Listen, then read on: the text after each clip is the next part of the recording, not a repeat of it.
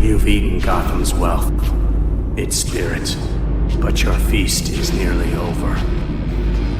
This isn't a blood hole. It's an operating table. And I'm the surgeon. Why aren't you laughing? From this moment on, none of you are safe.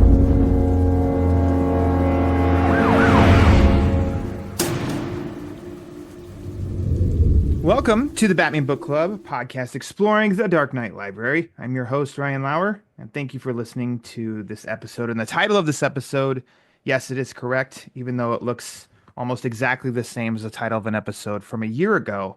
We're talking Batman Dark Age, and I'm welcoming back the writer of that story, Mark Russell, to the podcast. Mark, thanks for coming back to the show. Oh, thanks for having me. I'm always happy to talk about Batman. Oh yes, absolutely. And it's crazy to me to think it's already been a year since I've spoke to you and we were talking about book one. And now here's the hardcover. Everything's done, everything's printed, it's collected. That's the best feeling in the world to me, like when it finally comes out, preferably in a hardcover edition. Yeah. Because that's the point at which you know it's too late to screw it up. Right. Does it seem like for all of your projects, it moves that fast? No, a lot of them take much longer. I mean, this one really, but DC and Marvel kind of move by their own train schedules, so they kind of on a clip. I was gonna say, so here we are, April 20. So this book came out March 25th. Which I loved when I took off the the slipcase of I assume, have you gotten to look at this like in your own hands and everything? Did you have any say into anything about the collected edition or no? None at all. They wisely took that entirely out of my hands. Okay. It was pretty much Mike Allred and the DC sort of like design staff. Mm-hmm. The one thing that I noticed right away was on the hardcover itself, the Gotham Gazette, and the date of March 25th, 2025, and then the book cover price along like the paper. And I just thought that was a great touch of the historical stamp of when this collected edition came out cannot be changed. Yeah. And then of course the one of the great variant covers that Mike and Laura did on the back of like all the different Batmans and stuff. I just thought this is a really well done book that they put together. Thanks. Yeah, no, that's a mesmerizing cover too. I remember when I first saw it, I just sat and stared at it for like 15 minutes. All the Batman. It's one of those where as much as as much time that I've wasted, you could say, of studying Batman and all that, and then you look at this cover, you look at something like this and you're like, oh yeah, that's from this era, that's from this era, and I don't know where that's from. It kind of puts you in your place a little bit of like, if you ever think you know too much, something's gonna let you know, there's still room to grow. Let's see. So I'm trying to, I did all the origin questions for you last year. So I want to talk about this specifically beyond book one, because we only talked about book one and we kind of avoided spoiler talk and everything. And I'm not going to spoil the end of this book too, in case somebody's listening, haven't read it completely. But obviously we're going to talk some specifics. I'm trying to think if we discussed last time. So when we talked last year, you were writing book issue 6. I don't know. Do you call it issue or book 6 for these? Either way, I think I would call those issues, as opposed to like when we did the Superman one, their 80-page behemoths. Yeah. I called those books. All right. So you were writing issue 6, and up to that point, you had said that I think issue 4 had been maybe your favorite to write thus far. Do you think that still holds true now that you've written the entire story? I probably said that just because it was the one I just finished writing. Okay. But I think if I had to choose one, I think probably 5 or 6. I'd say probably 5. I think would be my favorite. Yeah. Okay. Is there any highlights in that one on why that would be the one that you'd choose? it just feels like all of the world building and all sort of the storytelling Hmm. hard work that we did in the first couple issues, like all kind of comes to a head Hmm. sort of in 5 and 6. So I think I like that. I like seeing the finished architectural version of of what we're building. So I think Hmm. I always kind of, my own preference kind of skewed towards the later issues because I feel like that's where I pulled the tablecloth the uh off the magic trick. How much foresight do you have in starting your story to where in this case, obviously, you know what issue 5 is going to have and what issue 6 is going to have, or is that kind of an ongoing creative process for you? It is definitely an ongoing creative process. I mean, I always go in thinking I know how it's Yeah. going to end, thinking I know what's going to happen. But as you write, you get ideas. You get ideas generally that are better than the ones you had. And Hmm. you also just, evolve in your understanding of what it is you're trying to say.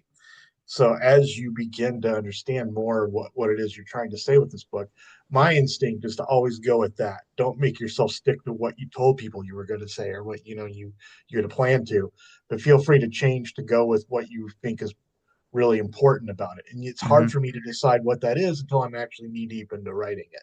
So it almost always, to the frustration of my editors, changes. It Yeah. jumps track a little bit between what I said I was going to do in the outline and what I'm actually handing in terms of the scripts. Hmm. Is there any I guess fun feedback from them of like this isn't what you or I guess I'm not gonna throw it. Is there any surprise on their part, or is it still you're kind of sticking par for the course, just a different scenery? No, not in this one, All because right. I had the benefit of working with Brittany Holzer, who I've Mm-hmm. worked with basically my entire career. Like she was involved. She was like an assistant editor on like the Flintstones, and was like, I worked with her for about 10 years. So she knows what to Nice. expect from me. She's Yeah. not surprised when the scripts come in radically different Mm-hmm. than what I told her they would look. So she's not thrown by that at all. And I think it kind of helps, because her feedback is then just really just focused on, whether or not this works, whether or not Mm-hmm. these changes work for her as a reader, or ways in which I am maybe running afoul of the story without realizing it because I'm just sort of like following the pretty butterfly that Yeah. flew past me. So, it's really good to have an editor that understands that's your method and is really sort of focused on just sort of not necessarily keeping you tied to your story or keeping you tied to your outline, but just sort of like keeping you tied to the idea that this still has to work as a story. Mm-hmm. Well, and you just kind of said too about the having something to say. And when we talked last, I know there was an emphasis on the city, on Gotham City. But then as you were taking, real opinions and opinions on cities and stuff like that, did you find more that you had more to say for this book? Yeah, and I think that was sort of what I wanted to do from the beginning was to make this sort of a meditation on the need for cities, about how Yeah. cities are, where human beings live in large concentrations, surrounded by people they have no personal relationship, people who might not even be of the same ethnicity or religion or educational background, but you're all living together. So to me, cities are a microcosm, the test tube of civilization. Can we Hmm. live together peacefully? Is basically what a city asks the question. It's where grand social experiment and whether or not human beings can coexist in large Hmm. numbers.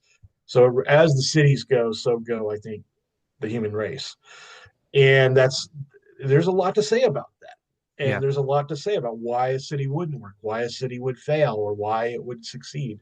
So yeah, it was the sort of thing where as I was writing it, as I was talking about my opinions about why I think cities are so important, um, it get you as you think about it, you get more to say. It's not like Hmm.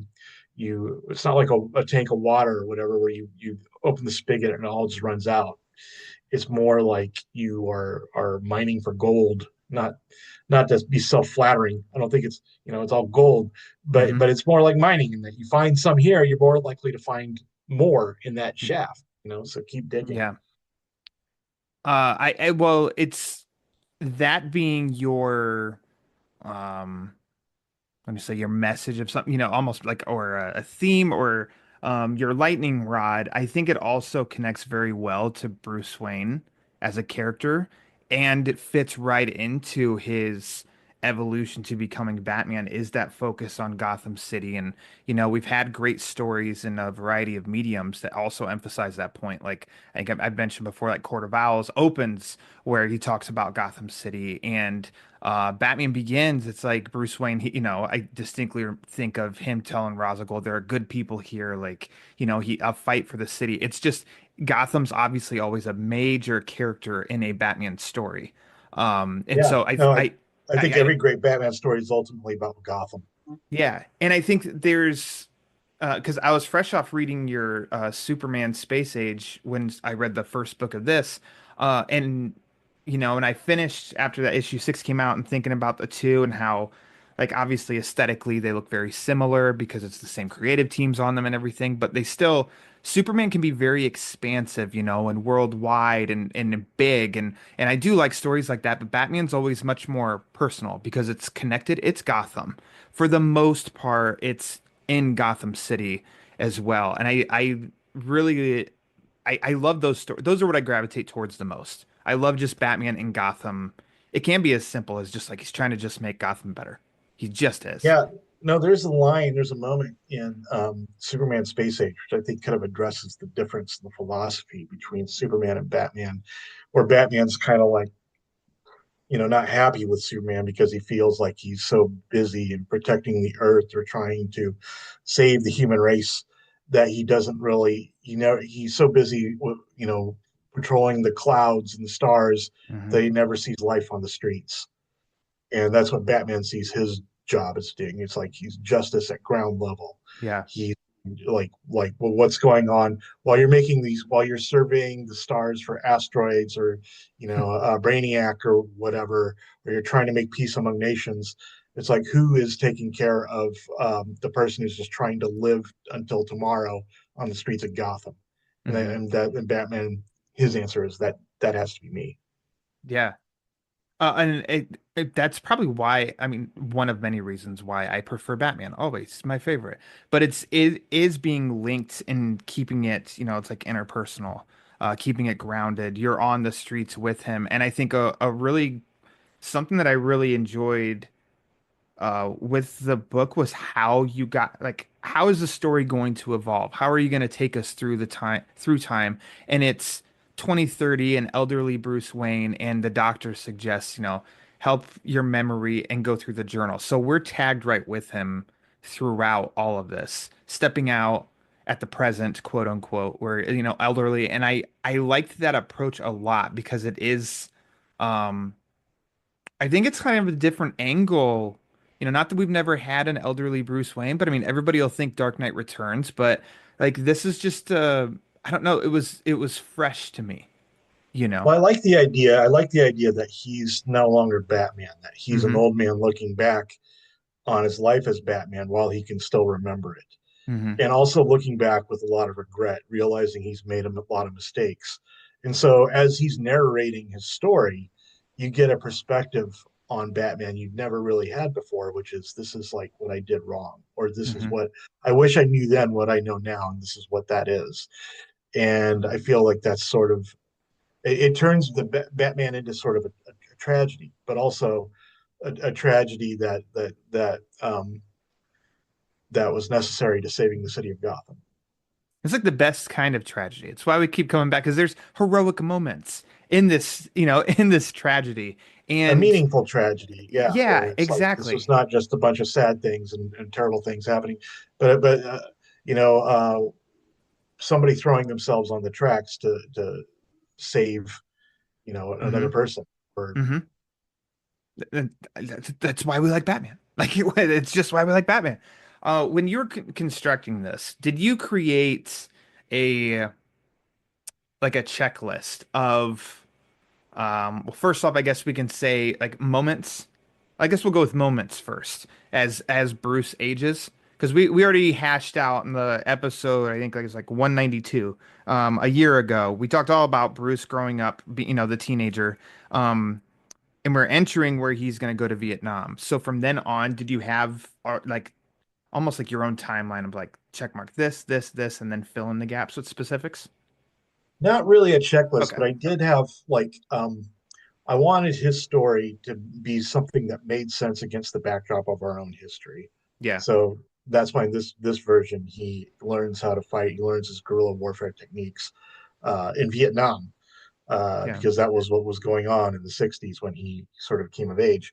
I also wanted him, in the story to be like the story of him having a series of father figures that he learns from until he outgrows them. So obviously the first being Thomas Wayne, Hmm. and then after he's gunned down, Alfred becomes his father figure, which then becomes Ra's al Ghul, and it's sort of about the, the process of life you go through where you transition from being a child and a son to being a father yourself.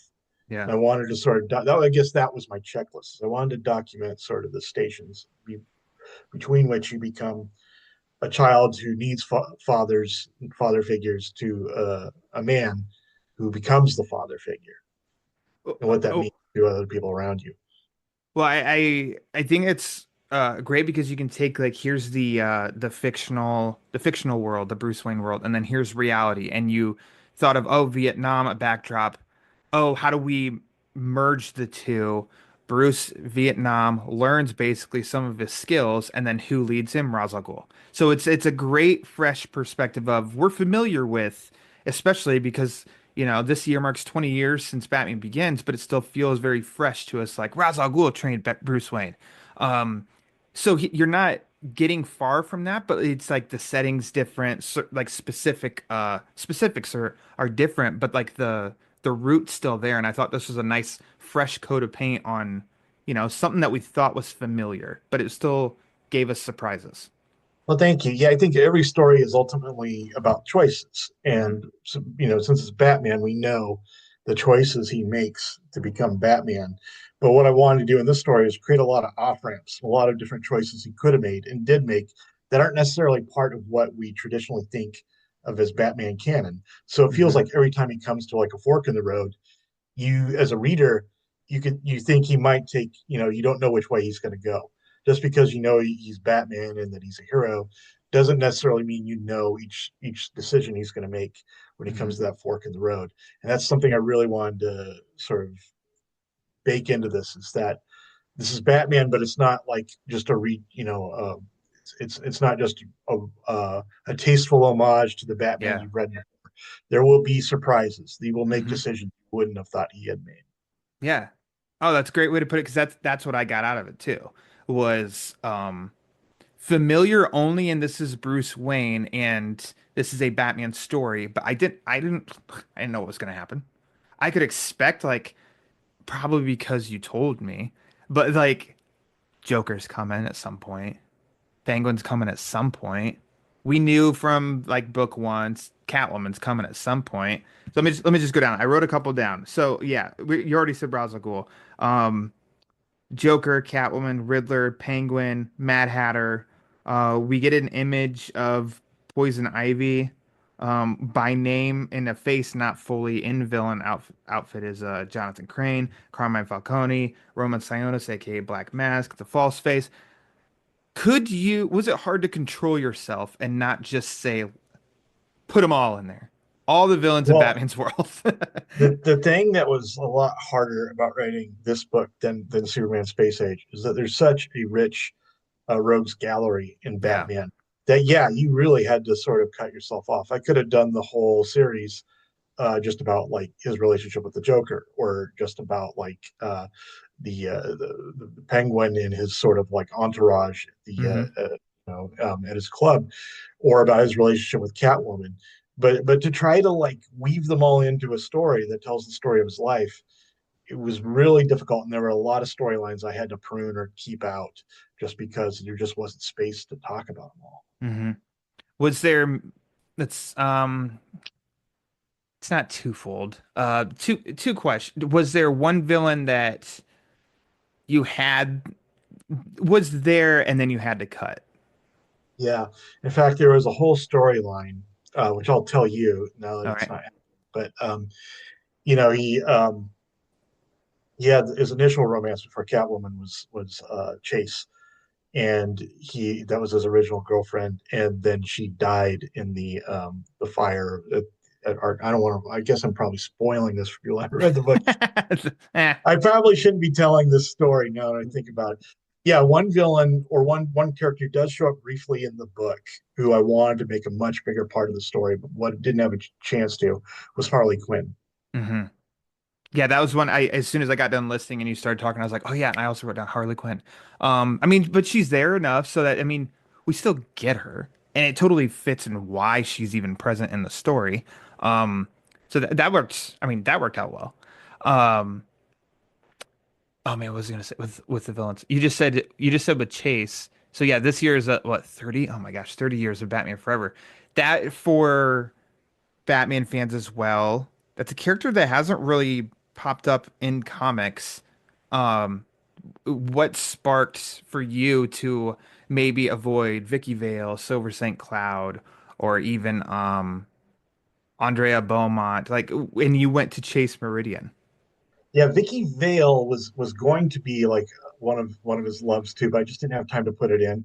So I just made her sort of the society columnist. Hmm. But I think the reason why I wanted to be Chase was because I wanted him to be dating a therapist, somebody who would give him an insight into himself. But in maybe in another, if I were to go back and retelling that story, I would have used Harley Quinn there. But I had very different plans for Harley Quinn at the time because my Mm-hmm. my outlines never resembled the finished product. Yeah. And so that was why I used Chase as like his first girlfriend because I wanted him to be dating someone to give him insights into into his double life. And I felt like I couldn't use Harley Quinn in that role. I thought there's it was a nice surprise, but then it also felt like it just fit. It definitely wasn't forced. I like the character being brought into comics. There was a detective, I think it was Arkham Tower in 2023, maybe. Mariko Tamaki brought in Chase Meridian, but I mean, it was just kind of contained to that story, and then we didn't nothing prior or since. I think it's just like I don't know. Here's a character to use. So, Yeah, I think organic. this That was is the word I was looking for. Organic. It right. felt This is kind organic. of the fun of writing these books too, is like using some of the deep cuts, using Hmm. characters who, like surprisingly obscure characters that just sort of show up and play major roles in these books, which I think is always Yeah. kind of writing superhero stories. Hmm. Um, did it was it challenging you taking on a Batman story? I know this isn't your first one or anything, but this is your biggest Batman story, correct? Yeah, no, it's not my first, but yeah, this is my biggest one and the one that I think was a labor of love because I was doing it with the Allreds, who are Hmm. really good friends, and also it was one that gave me enough time to actually talk about things. They weren't just isolated stories, but about like a unified sort of story where I was able to put myself in the shoes of Bruce Wayne for 240 pages. So I feel like I really poured a lot of myself and my own sort of thoughts and feelings into this character and about what it is to look back on your life and wonder, as we all do, if we've made the right choices, and if we haven't, which none of us have 100%, but Yeah. if we haven't, what do we take away from it? How do we learn to love what we actually built as opposed to what we plan to build? Hmm. I think a word that's always associated with Batman is malleable. He can kind of shift into any kind of tone. I love stories where Batman is, perfection because that's just Batman. I also like stories that breaks him down too, like, well, this is how he got to be perfect.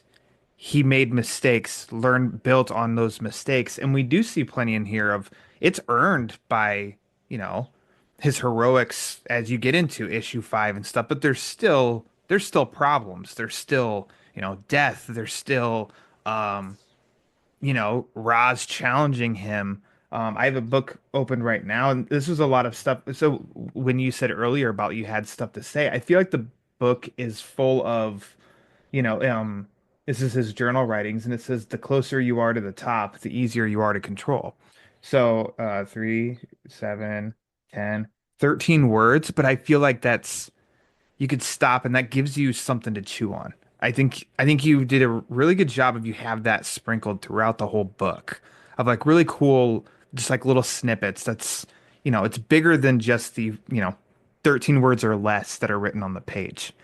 And Yeah, that feels very Bruce Wayne. I feel like this is what I wanted to do with the whole Superman and Batman, like Space Age and Dark Age stories, was have Hmm. two stories going on at the same time.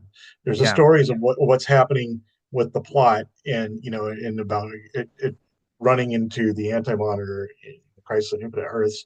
But there's also the story of what's going on in the head of the heroes, how they see their lives, or what they're writing down and thinking about who they were and what they've done, knowing that it's all ultimately going to end in some sort of failure.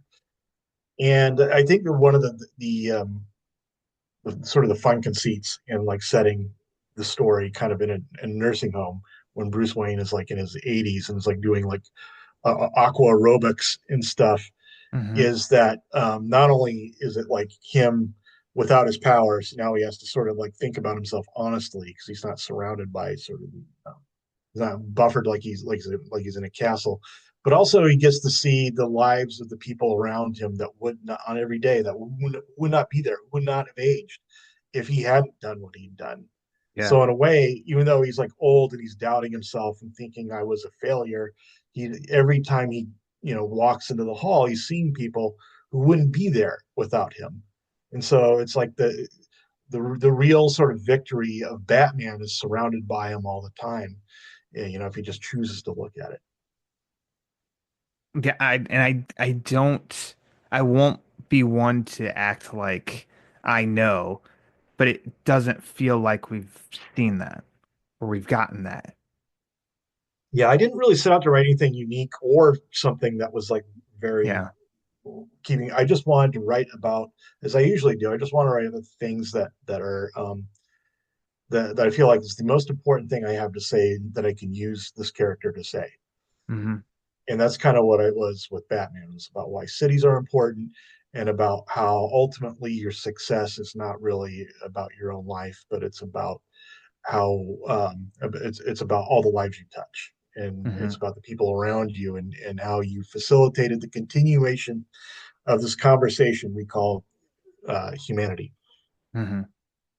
There's a couple of key, I think, for Batman stories, Batman history. There's key relationships, at least in my mind, and instantly with Bruce is his relationship with Alfred. Um, did that feel challenging or not so much? Because I mean, it's just Alfred. He's a warm blanket. Like he's comfortable as long as Yeah. somebody's not trying to really shake things up and do something crazy and different. He's just old reliable Alfred. That's what I got in this version too. Well, Alfred, I think, is like important because he is like the reason Bruce Wayne survived to adulthood. Hmm. Uh, his not only his protection but his guidance, and also Alfred kind of was had to deal with him, was like his father figure during probably the most difficult period of Bruce's life, and it was like after his parents were both assassinated, and he was like expecting to be murdered or assassinated any day himself, and just became sort of like a jerk, just became sort of a self-obsessed like sort of adolescent punk, and Alfred was the one sort of like picking up the pieces for him for years. Hmm.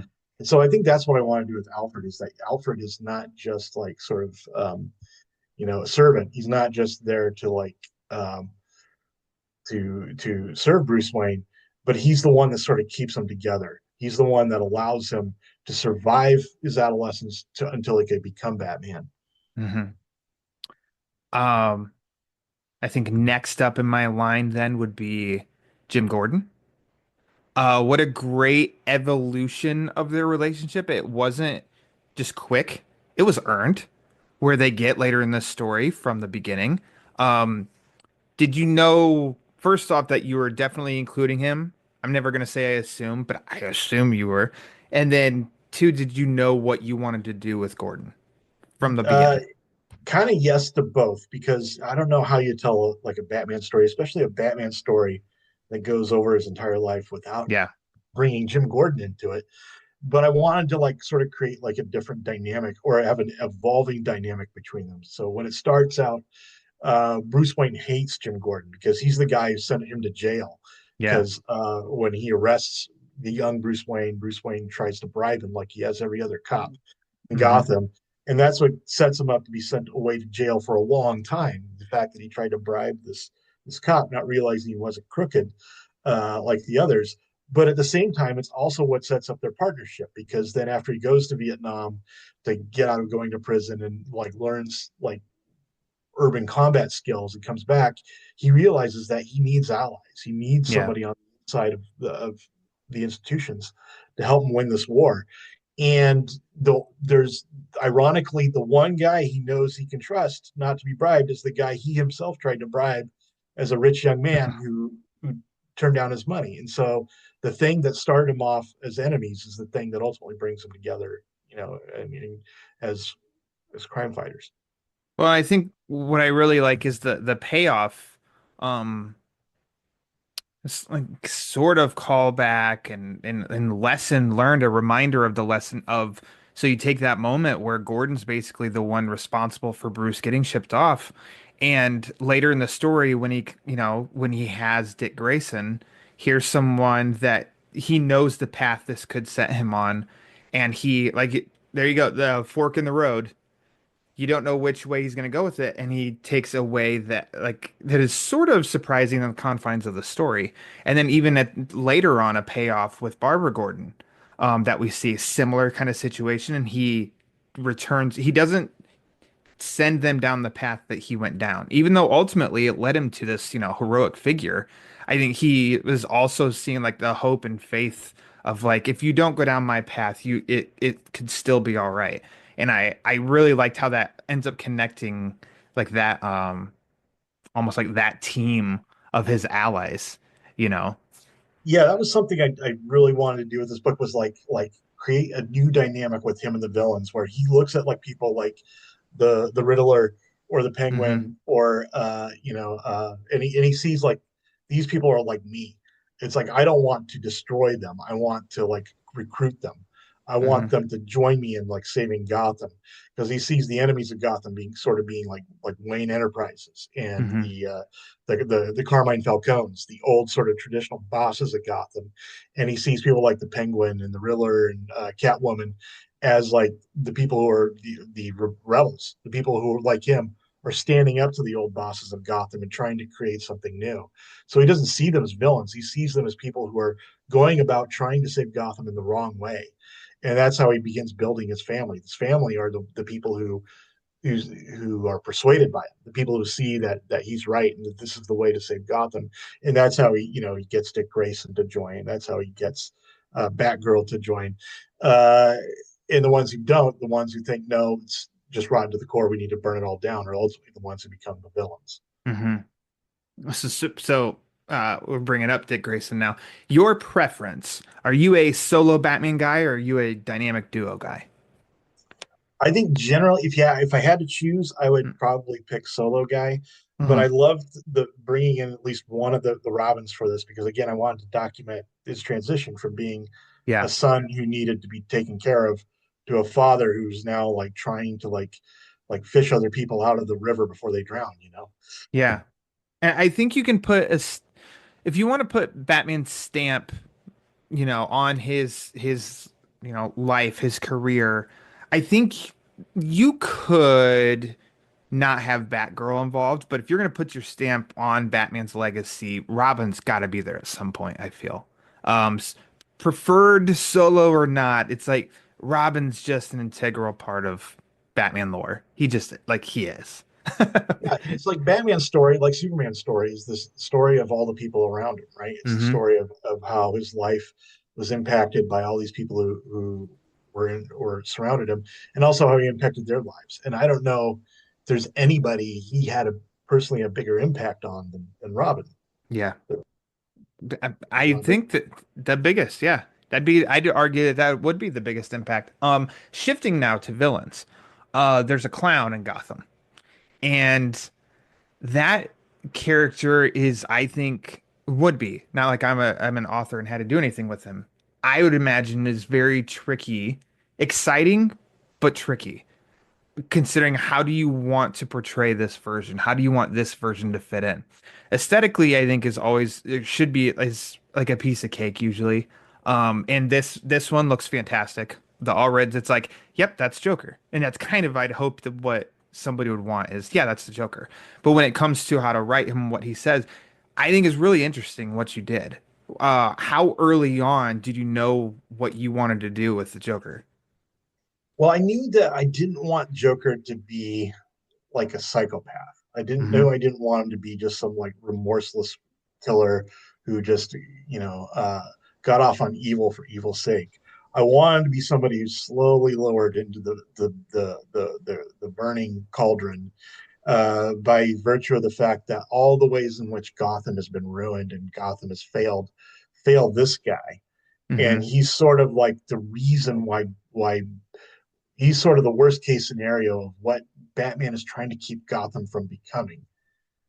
And so their relationship really is kind of like about that dichotomy. It's like this is what I tried to save Gotham from becoming, and it's why he feels he failed because it produces people like the Joker, who aren't Hmm. necessarily monsters in their own right, but who are deformed by the fact that they live in this chaotic and sort of unforgiving place.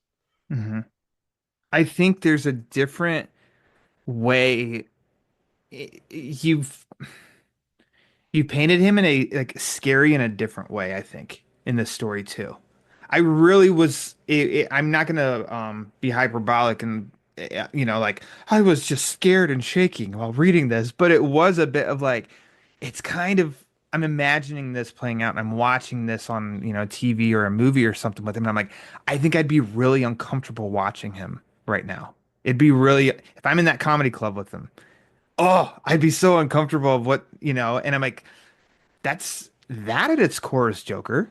Because he's always one of like you don't know if he's gonna give you a dollar or if he's gonna stab you. You know, like that's the Joker. He's still unpredictable, and I think this version too. It's like at the core, that's what you did with him here. He's Yeah, I think oh the unpredictability is scarier to me than the just sheer malevolence. yeah. I feel like we see this sort of psychopathic, just like obviously malevolent personality a lot, Hmm. especially in comics, and it feels like if like I know what this person's going to do. I know what they should do to stop him. With Joker, it's like you never really know if he's a monster or if it's just that, or if you should be helping him or like locking him up and throwing away the key. And I think Yeah. it's the unpredictability, the idea that you have no idea. It's like being trapped on, being alone in a train car with somebody, and you're not sure, but you think they might be a serial killer or something. To me, that's not just scary, but it's more interesting Yeah. than just being trapped with somebody who's just obviously clearly a monster. In your mind, in your fiction, was he on the path to being reformed with Harley before the Arkham tragedy? Yeah, I think he was like figuring himself out, and he was trying to find some anchor that would allow him to like feel like he had a place in Gotham. And then with what happened in Arkham, he felt like no, this was like this was the net that saved me from hitting the ground, and somebody just burned the net, and Yeah. now I have nothing to lose. Now I'm in the dirt, and I'm and I don't care who else joins me down here on the on the ground. Which, like, because I think I felt that way too, but I'm an optimistic thinker anyway, even though I know what the character of Joker is. But like in my head too, it was kind of like, oh, I think this time Harley was actually getting into it. Like she was getting to him. It was No, I working. think like Batman, the Joker has a lot of off ramps too. There's a lot of Hmm. points at which he could stop being the Joker, or where things could have gone differently, and his whole life would have been changed. It's Yeah. just that we're all this mix of like free will and fate, where things happen to us and we happen to things, and that's what makes us who we are. It's like we're Hmm. not like completely self-made, but we're not like complete victims of circumstance either. We're like Plinko chips in The Price is Yeah. Right. They sort of bang down Yeah. the the pegs until we end up in the hole that is who we are. Yeah. The zero, not the big Yeah. five or 500 or So 1,000. some of Hit us the win a zero. brand new car, some of us Yeah. win nothing. I'll be careful in talking about Pariah, not where he ends up or anything like that. But I'm glad that I'd read Space Age prior to this, and it was fresh in my mind. I'm not a wide DC Universe archive. Crisis on Infinite Earths, I think I read for the first time a couple years ago. But Pariah is not one that I'm familiar with at all. Was he automatically in because this was going to be roughly in the same universe as Space Age? Yeah, Superman Space Age and Batman Dark Age and the Wonder Woman Golden Age that I'm working on with Mike now, all kind of like dovetail in and tell the same story about the Anti-Monitor and the destruction Hmm. of that universe. And the Pariah is a big part of that. The Pariah is like sort of sentenced to live the through the destruction of all the Earths in all the different universes. So in each one, he's a little different. Because in Hmm. some, like in the Superman universe, he tries to warn Superman. In others, he just decides, well, screw it, I'm going to just become rich and enjoy myself, while I can. But because he is going through this over and over again, the destruction of these universes and the Earth, the destruction of his home in each and every one of these universes, he it's made him a little crazy. And it's also, Hmm. it's sort of like Bill Murray in Groundhog Day, Yeah. where he is like, it's like, well, today I'm learning how to make ice sculptures, and tomorrow I'm learning how to play the piano, and then I'm going to just sort of drive off a cliff the third day. That's sort of Hmm. like the Pariah's attitude. It's like he just wants to break the cycle, and he has no idea how to do it. Well, I think as soon as he was introduced in this too, it wasn't as intense as a ticking clock, but to me instantly was 1985. Okay. Like it's sitting not at the front of the shelf, but it's there on the shelf. Me thinking as soon as he was introduced of like, all right, is there like there are we inching towards something big or bad in the timeline at 1985? Because I was just thinking Crisis with Pariah. I don't know if that meant anything. Like, but essentially what you just talked about, I would like that at least I'm aware enough um to have that on my mind while reading the story while picking up on how you inserted him into the story that works and everything too. Building on, Wayne Enterprises and how they're also like kind of like Wayne Enterprises is kind of the bad guy of Gotham City in a way and all that too. They're all building on each other. But yeah, it was an interesting point that I was like, I definitely want to ask him about Pariah though, because for someone like me who has very little knowledge of the character, I still got something out of him being introduced without having to go to Google and read the whole Wikipedia Yeah, page. and my goal too is that you could start with Batman Dark Age, having never read Superman Space Age, and it would still work as an Hmm. independent story.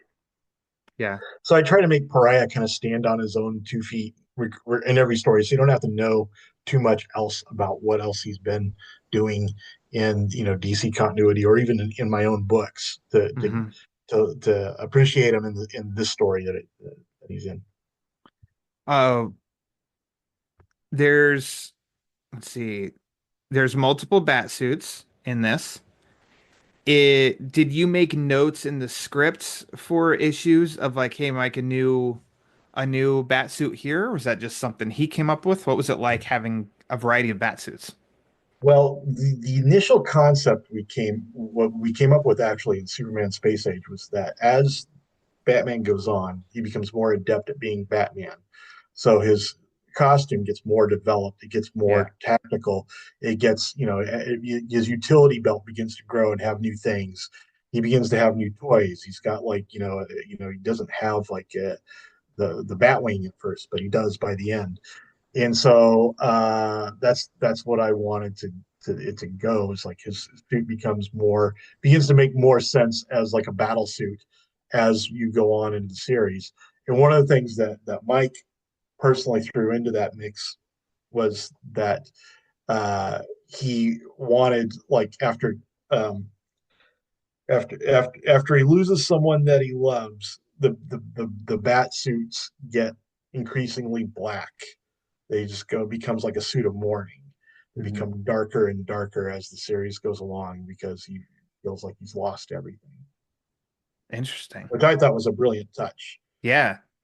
Yeah. I mean, it's obviously there. I saw it. I saw the suits, but I didn't think about that. So the next reread, that'll be that'll be on my mind. It's darker. It's And darker. his It's moving attachment up. to black too begins in Vietnam. When he's in Vietnam, because he's part of the guerrilla group that Ra's al Ghul.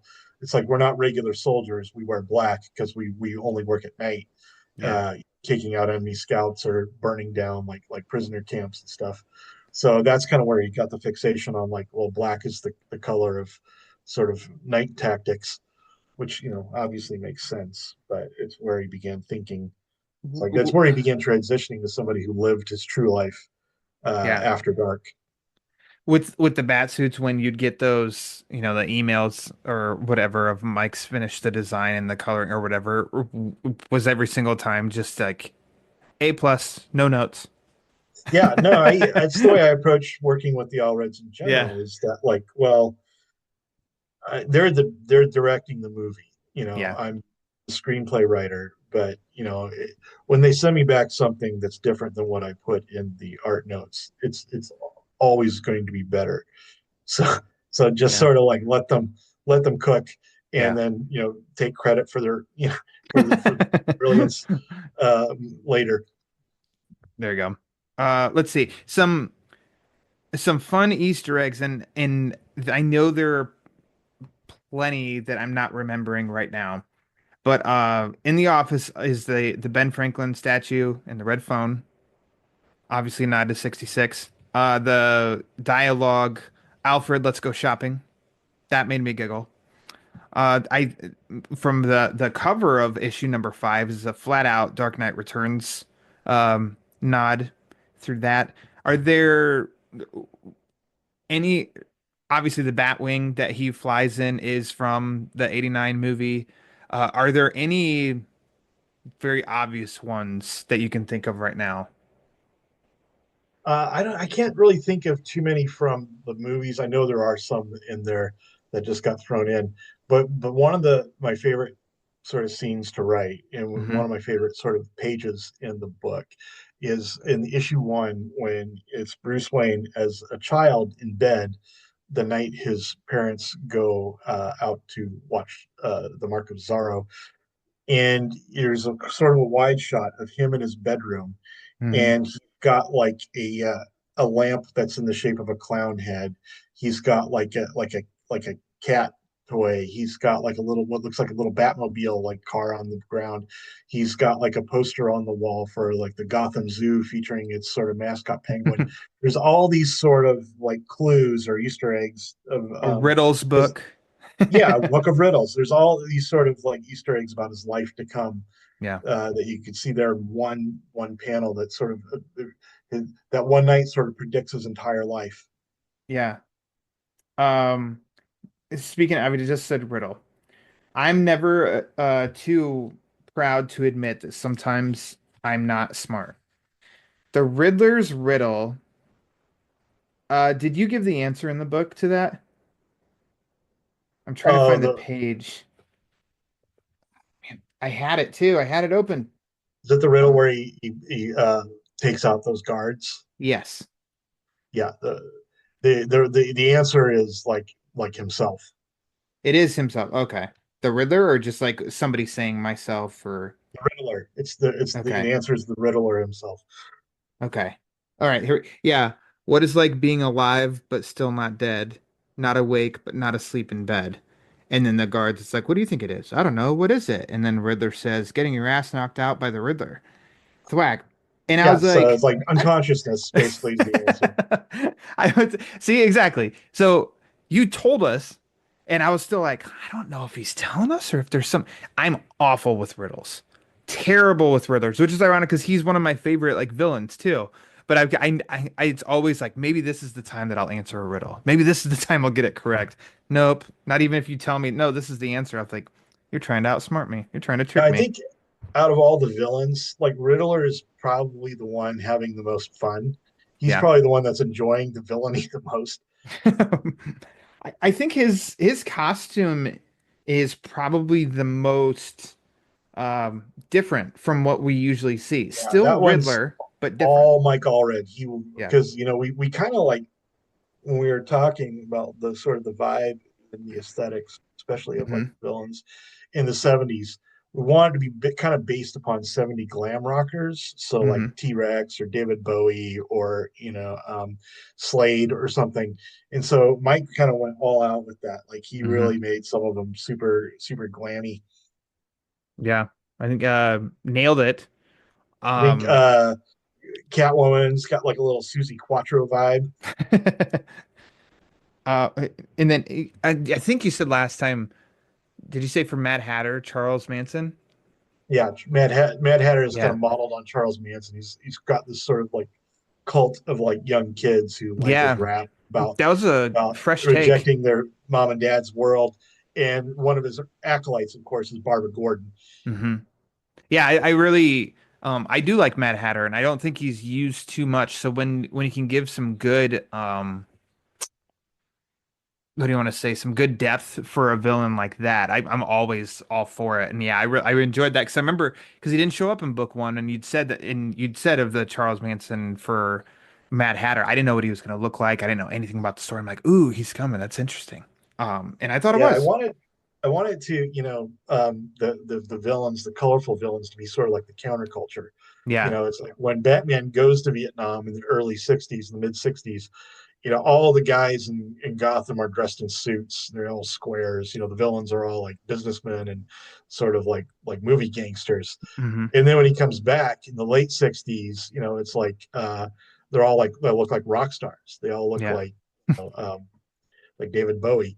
And I wanted to be very much these villains are a product of that change in society where the counterculture is sort of taken over. Hmm. Uh, we're nearing towards time. I have a couple more questions for you. Uh, I think I'd already asked your favorite issue to write. You answered that at the beginning. Is there a moment that stands out to you? Um, it can be one that you were looking forward to write, or afterwards thinking about it all now that you think of Dark Age and you're writing, this is the moment that hops to the top. I think the one that I felt moved me personally the most as the writer, and the one that I was really looking forward to writing was the final conversation between Bruce Wayne or Batman and the Joker at Hmm. the towards the end of issue number 6. Yeah. Yeah, it's a good. Oh, yeah. Yeah, yeah, yeah. Say nothing else because anybody who hasn't read, I want you to read it. Um, Same question for the All Reds getting you an image. So now, if you think, I'm going to say that the main cover here doesn't count. An image that will pop into your head when you think about Batman Dark Age. Are you still there? Yeah, yeah, I think you were Okay. cutting out a little. I don't think Okay. I caught. Is there an image of the All Reds that will like the first image that will stand out when you think of Dark Age? That's not the cover Yeah, of the hardcover. the one that one of the earliest ones was the beginning of issue number 1, where Batman is knocking out or like a guy from the False Face Society, and the guy's flying back into this billboard of a girl drinking a bottle of milk. I just thought that was such a fantastic image. I thought maybe that should have been the cover, but yeah, I just thought that was like a brilliant sort of juxtaposition of images. That's a good one. But in a book full of a ton of great images, I think, both the drawing and the coloring. And then lastly, are you for the foreseeable future? We don't know the rest of our lives, but are you done with Batman or you got some more in the tank?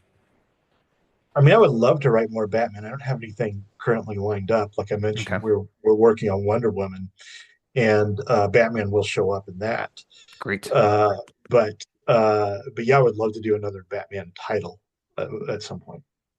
Excellent. I obviously, because it's Batman, reading a Superman story and you see Batman, it was like, ooh, but this with Dark Age, it gives especially the Justice League moments and stuff too. It's like you have the perspective from Batman this time around, which is a nice, sort of 180 on it all. And so when did you make a post about the Wonder Woman story or something? I'd seen something about it's a go, and I Yeah, no, it's wondered. happening. We're already knee deep in it. So yeah, too late. Great. Too late to stop us now. So I wondered that too. I'm like, of course, a trilogy with the Trinity. Like I think it's supposed to happen that way. So Batman's It supposed to really show up does in sort that. of finish the story too, with like the Awesome. anti-monitor and the what's going on with the Great. destruction of universes. I look forward to. Is there a rough idea of like a launch, a time? Early 2026. Okay, got it. Great. Um, in short, I think this was a yeah, I think you guys all did a book that I think has a lot to say. It looks really great, and I think this is a really good book, a really good story. I told you last year also the Midwest way. If you don't like something, is that you just avoid talking about it. I I think wouldn't that's be. smart. I don't like this. I don't want to do this. Oh, hey, Mark, I thought it sucked, but let's talk about it. It doesn't make any sense to me. So I'm like genuine in asking you if you'd come and talk about it because I really, really did enjoy the book, and I think it's a great hardcover now. So, do you have any kind of final words to say before we say goodbye about the story itself? Yeah, I just want to express that I was really grateful that I got the chance to write it, and I hope people love it as much reading it as much as I did writing it. Great. They better, or else there's something wrong with them. Actually, is there anything lastly that you want to plug, like what you're up to right now, or where you're at on social media or website or anything at all? Yeah, come check me out on Blue Sky, where I'm most active, and or on Threads. I'm at Manris at both. Also, please check out my new books, Traveling to Mars, which tells the story of the first manned mission to Mars, and Grim and Grimmer, which is actually not even a comic book; it's a prose book, but it's my retelling of 14 classic Brothers Grimm fairy tales, both in stores now. Check those out. Check out Batman Dark Age. Last question. Do you have any more serials story coming? No, Okay, okay. I feel like that cereal bowl is probably dry. It's dry? Okay. All right. Well, I'll just revisit it again. Mark, I appreciate you coming back and sitting down with me to talk Batman. Thanks so Thanks, much. Ryan.